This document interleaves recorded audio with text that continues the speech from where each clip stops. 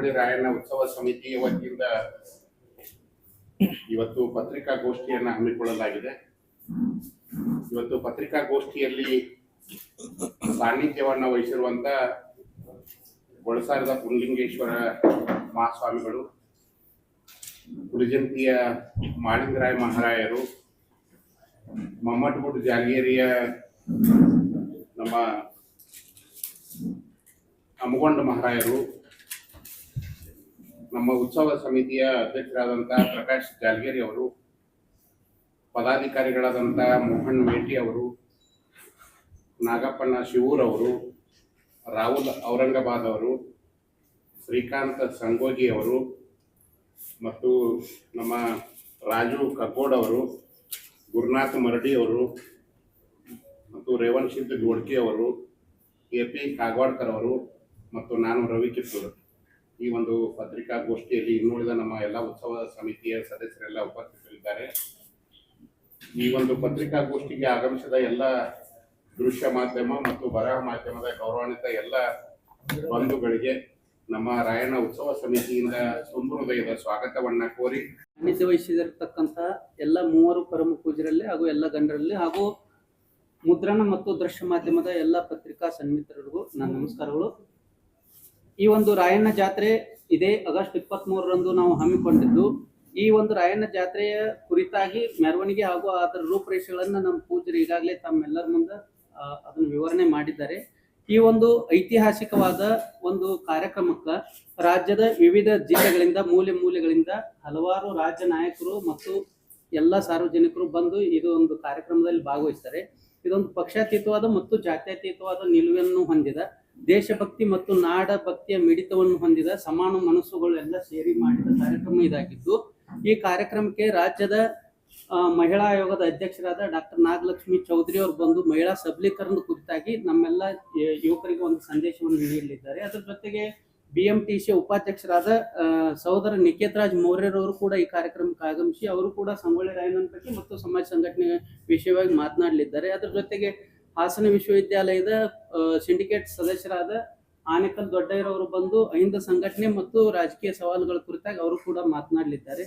ಅದರ ಜೊತೆಗೆ ಧಾರವಾಡ MP ಅಭ್ಯರ್ಥಿಯಾದಂಥ ವಿನೋದ್ ಅಸೂಟಿಯರವರು ಅವರು ಕೂಡ ಈ ಕಾರ್ಯಕ್ರಮದಲ್ಲಿ ಭಾಗವಹಿಸಿದರು. ಯುವಕರನ್ನು ಉದ್ದೇಶಿಸಿ ಅವರು ಕೂಡ ಮಾತನಾಡಲಿದ್ದಾರೆ.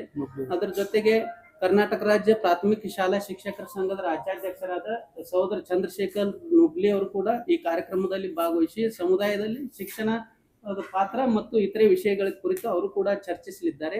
ಅದರ ಜೊತೆಗೆ ವಿಜಯನಗರ ಜಿಲ್ಲೆಯಿಂದ ರಶ್ಮಿ ರಾಜಶೇಖರ್ ಹಿಟ್ನಾಳ್ ಅವರು ಭಾಗವಹಿಸಿ ಮಹಿಳೆ ಮತ್ತು ರಾಜಕಾರಣ ವಿಷಯವಾಗಿ ಅವರು ಕೂಡ ಮಾತನಾಡಲಿದ್ದಾರೆ. ಅದರ ಜೊತೆಗೆ ಇನ್ನೂ ಹಲವಾರು ವಿನಯ್ ಕುಮಾರ್ GBರವರು ಅಂದ್ರೆ ರಾಜ್ಯದ ಎಲ್ಲ ಸ್ಪರ್ಧಾರ್ಥಿಗಳಿಗೆ KS ಮತ್ತು IAS ತರಬೇತಿ ನೀಡ್ತಿರ್ತಕ್ಕಂಥ ಇನ್ಸೈಟ್ಸ್ ಅಕಾಡೆಮಿ ಅನ್ನೋ ಒಂದು ಅಕಾಡೆಮಿ ಅಧ್ಯಕ್ಷರಾದ ವಿನಯ್ ಕುಮಾರ್ GBರವರು ಸ್ಪರ್ಧಾತ್ಮಕ ಪರೀಕ್ಷೆಗಳ ಕುರಿತಾಗಿ ಮತ್ತು ಇತರೆ ವಿಷಯಗಳ ಕುರಿತಾಗಿ ಅವರು ಕೂಡ ಮಾತನಾಡಲಿದ್ದಾರೆ. ಮಾಜಿ ಜಿಲ್ಲಾ ಪಂಚಾಯತ್ ಸದಸ್ಯರಾದ ಶಿವಮೊಗ್ಗ ಜಿಲ್ಲೆಯ ಯುವ ನಾಯಕರಾದ ಸಹೋದರ KE ಕಾಂತೇಶ್ರವರು ಈ ಕಾರ್ಯಕ್ರಮದಲ್ಲಿ ಭಾಗವಹಿಸಿ ಅವರು ಕೂಡ ಯುವಕರನ್ನು ಉದ್ದೇಶಿಸಿ ಮಾತನಾಡಲಿದ್ದಾರೆ. ಅದರ ಜೊತೆಗೆ ಇನ್ನೂ ಹಲವಾರು ಗಣ್ಯರು ಕೂಡ ಈ ಕಾರ್ಯಕ್ರಮದಲ್ಲಿ ಭಾಗವಹಿಸಲಿದ್ದಾರೆ. ಇದು ಸಂಪೂರ್ಣವಾಗಿ ವೃತ್ತಿಪರ ರಾಜಕಾರಣಿಗಳಿಂದ ಹೊರತಾದ ಮತ್ತು ಪಕ್ಷಗಳಿಂದ ಹೊರತಾದ ಎಲ್ಲಾ ಸ್ವಾತಂತ್ರ್ಯ ಹೋರಾಟದ ಹಿನ್ನೆಲೆಯನ್ನು ಹೊಂದಿದಂತ ರಾಯಣ್ಣನ ಅಭಿಮಾನವನ್ನು ಕುರಿತು ಅಭಿಮಾನ ಪಡುವಂತ ಯುವ ಮನಸ್ಸುಗಳು ಎಲ್ಲ ಈ ಕಾರ್ಯಕ್ರಮಕ್ಕೆ ಭಾಗವಹಿಸಲು ತಮ್ಮೆಲ್ಲ ಮುದ್ರಣ ಮತ್ತು ದೃಶ್ಯ ಮಾಧ್ಯಮದ ಸರ್ವರಿಗೂ ಶರಣಾರ್ಥಿಗಳು. ಸಂಗೊಳ್ಳಿ ರಾಯಣ್ಣನ ಜಾತ್ರಾ ಮಹೋತ್ಸವದ ಪತ್ರಿಕಾಗೋಷ್ಠಿಯ ವೇದಿಕೆ ಮೇಲೆ ಸಾನ್ನಿಧ್ಯರಾಗಿರುವ ಗೊಳಸಾರದ ಅಭಿನವ ಪುಂಡಲಿಂಗ ಮಹಾರಾಜರು ಕೂಡ ಭಕ್ತಿಯಿಂದ ಶರಣಾರ್ಥಿಗಳನ್ನು ಹೇಳಿ, ಮುಮ್ಮೆಟ್ಟಿಗುಡ್ಡದ ಒಡೆಯ ಅಮೋಘ ಸಿದ್ದೇಶ್ವರ ದೇವಸ್ಥಾನದ ಧರ್ಮದರ್ಶಿಗಳಾಗಿರತಕ್ಕಂಥ ಅಮ್ಮಗೊಂಡ ಮಹಾರಾಜರು ಕೂಡ ಭಕ್ತಿಯ ಶರಣಾರ್ಥಿಗಳು. ಅದೇ ತರನಾಗಿ ಉತ್ಸವ ಸಮಿತಿಯ ಅಧ್ಯಕ್ಷರಾಗಿರ್ತಕ್ಕಂಥ ಪ್ರಕಾಶ್ ಜಾಲಗೇರಿ ಅವರ ಆದಿಯಾಗಿ ಈ ಪತ್ರಿಕಾಗೋಷ್ಠಿಯ ವೇದಿಕೆ ಮೇಲೆ ಆಸೀನರಾಗಿರುವ ಎಲ್ಲ ಸರ್ವ ಸದಸ್ಯರು ಕೂಡ ಭಕ್ತಿಪೂರ್ವಕ ಶರಣಾರ್ಥಿಗಳು. ಹಾಗೆ ಈ ಕಾರ್ಯಕ್ರಮಕ್ಕೆ ಮೆರುಗು ತರಲು ಆಗಮಿಸಿರ್ತಕ್ಕಂಥ ಎಲ್ಲ ಪತ್ರಿಕಾ ಮಾಧ್ಯಮ ಮಿತ್ರರು ಕೂಡ ಭಕ್ತಿಪೂರ್ವಕ ಶರಣಾರ್ಥಿಗಳು. ಬಹುತೇಕ ವಿಜಯಪುರದ ಮಹಾನಗರದಲ್ಲಿ ಇದೇ ಆಗಸ್ಟ್ 23ನೇ ತಾರೀಕಿನಂದು ಒಂದು ಐತಿಹಾಸಿಕವಾಗಿರ್ತಕ್ಕಂಥ ಕಾರ್ಯಕ್ರಮಕ್ಕೆ ನಾವೆಲ್ಲರೂ ಕೂಡ ಸಾಕ್ಷಿ ಆಗೋಣ ಅನ್ನೋಂಥ ಉದ್ದೇಶಕ್ಕಾಗಿ ಒಂದು ಪತ್ರಿಕಾಗೋಷ್ಠಿಯನ್ನು ನಾವು ಕರೆದಿದ್ವಿ. ರಾಯಣ್ಣ ಉತ್ಸವ ಸಮಿತಿ, ಸಂಗೊಳ್ಳಿ ರಾಯಣ್ಣ ಉತ್ಸವ ಸಮಿತಿ ವಿಶೇಷವಾಗಿ ಒಂದು ಯುವಕರ ತಂಡವನ್ನು ಕಟ್ಟಿಕೊಂಡು ಬಹುತೇಕ ಎಲ್ಲ ತಾಲೂಕುಗಳಿಗೂ ಎಲ್ಲ ಜಿಲ್ಲೆಗಳಿಗೂ ಒಂದು ಭೇಟಿಯನ್ನು ಕೊಟ್ಟು ಎಲ್ಲ ಯುವಕರುಗಳನ್ನು ಸಂಘಟನೆ ಮಾಡಿಕೊಂಡು ಒಂದು ವಿಶೇಷವಾಗಿರತಕ್ಕಂಥ ನಾಡಿನಲ್ಲೇ ಆ ರಾಯಣ್ಣ ಅಂದಾಕ್ಷಣ ಎಲ್ಲರ ಯುವಕರ ಮೈ ಮನವು ಕೂಡ ರೋಮಾಂಚನ ಆಗುವಂಥ ಒಂದು ದಿವ್ಯ ಶಕ್ತಿ ಇರತಕ್ಕಂಥ ಪುಣ್ಯಾತ್ಮ.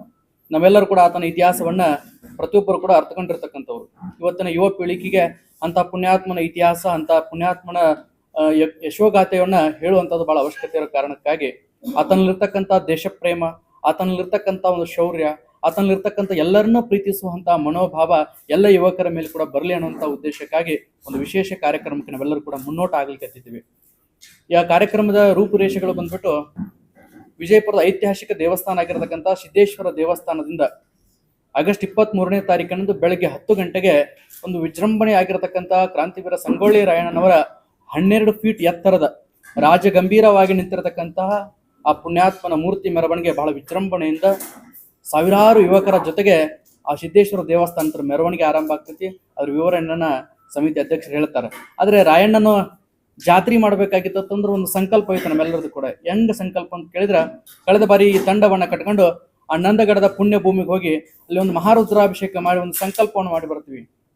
ಎಂಥ ಸಂಕಲ್ಪ ಅಂತಂದ್ರೆ ಎಲ್ಲ ಯುವಕರುಗಳು ಕೂಡ ಸದೃಢವಾಗಬೇಕಾಗಿದೆ, ಎಲ್ಲ ಯುವಕರು ಕೂಡ ಸಂಘಟಿತರಾಗಬೇಕಾಗಿದೆ.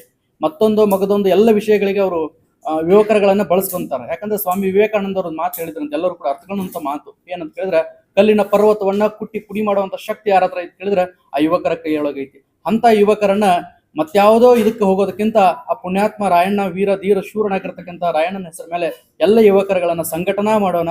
ಆ ಎಲ್ಲ ಯುವಕರಿಗೂ ಕೂಡ ಒಂದು ಉತ್ತಮವಾಗಿರತಕ್ಕಂಥ ಮಾರ್ಗದರ್ಶನ ದಾರಿಯನ್ನು ತಿಳಿಸಿಕೊಡೋಣ ಅಂತ ಉದ್ದೇಶಕ್ಕಾಗಿ ನಾವು ಕಾರ್ಯಕ್ರಮವನ್ನು ಹಮ್ಮಿಕೊಳ್ಳಲಾಗಿದೆ.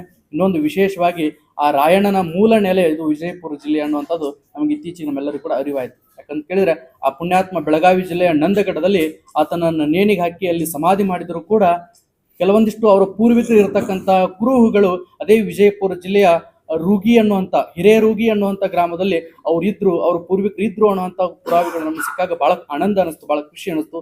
ನಮ್ಮ ಜಿಲ್ಲೆಯವನೇ ಆಗಿರತಕ್ಕಂಥವನ್ನೆಲ್ಲ ರಾಯಣ್ಣ ಅನ್ನುವಂಥ ಭಾವ ಬಿಟ್ಟುಕೊಂಡು ಕೇವಲ ರಾಯಣ್ಣನ ಜಯಂತಿಯನ್ನು ಅಷ್ಟ ಮಾಡೋದು ಬೇಡ.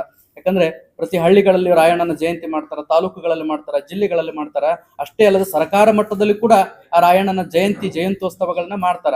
ಆದ್ರೆ ವಿಶೇಷವಾಗಿ ರಾಯಣ್ಣನ ಜಾತ್ರೆಯನ್ನ ಮಾಡೋಣ ಅನ್ನುವಂಥ ಒಂದು ಸಂಕಲ್ಪ ಬರ್ತೈತಿ. ಯಾಕಂತ ಕೇಳಿದ್ರೆ ನಾವೆಲ್ಲರೂ ಕೂಡ ದೈವ ಆರಾಧಕರಾಗಿರ್ತಕ್ಕಂಥವ್ರು.